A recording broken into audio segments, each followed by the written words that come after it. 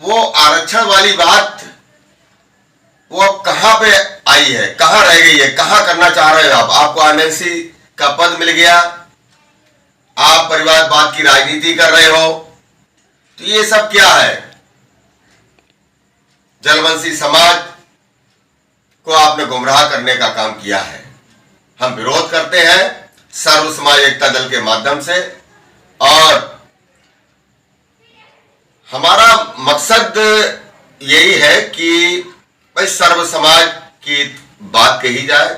आप जो भी आप राजनीति करें, हमको कोई दिक्कत नहीं। आप समाज की हित की बात करें, हमको बहुत अच्छी बात है, हम आपके साथ हैं और सर्व समाज भी आपके साथ खड़ा है। लेकिन आप बदले की राजनीति करते हो, इससे हम लोग आपको सन 2022 में आपका विरोध करेंगे। और एक बात और मैं इस आपके चैनल के माध्यम से कहना चाह रहा हूं कि संजय निषाद जी अपने आप को ये ना समझे, भारतीय जनता पार्टी को दिखाने का, उसको बरगलाने का कोशिश कर रहे हैं कि निषाद समाज इनके साथ है। अभी एक कल की घटना है, इनका एक स्वागत समारोह था। निषाद लोग इतना नाराज हैं कि इनको काले झंडे दिखाने पे ये समझ लो मजबूर हो गए। इनको वहां से जिस क्षेत्र में इनका स्वागत समारोह था, इनको भगाने का पुरजोर क्या नाम कोशिश कर रहे थे निषाद समाज के लोग, जो कि जलवंशी समाज के लोग हैं।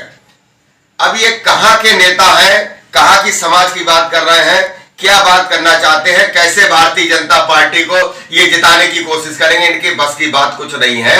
ये केवल से केवल भारतीय जनता पार्टी को गुमराह कर रहे हैं, जैसे कि इन्होंने जलवंशी समाज को गुमराह किया है।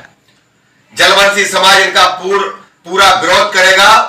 और मैं इस चैनल के माध्यम से आपको ये बताना चाहता हूं कि बदले की राजनीति करना, समाज को गुमराह करना बहुत गलत बात है। उत्तर प्रदेश में सर्व समाज एकता दल इन पिछलग्गुओं के लिए ही बनाया गया है।